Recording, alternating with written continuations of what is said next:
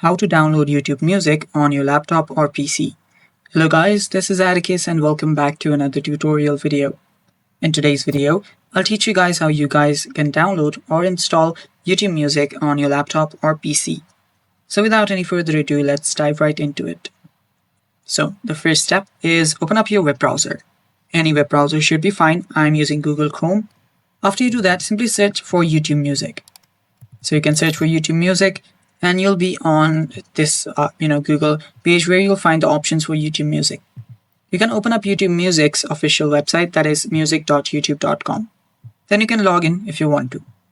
Now here you can simply search for the YouTube Music app as well.